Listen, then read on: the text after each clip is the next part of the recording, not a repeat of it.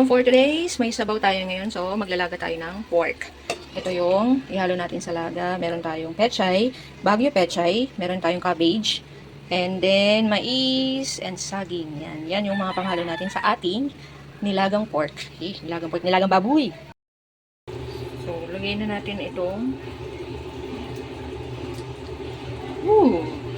para lumabas yung katas. Sama na natin itong saba. So, ito na, nilagay ko na yung aking mga gulay. Tatakpan lang natin siya para bumaba. Ayan na. So, luto na ang ating nilagang pork. Sarap, ang daming gulay. So, ito na. Luto na ang ating nilagang pork. Kain na tayo.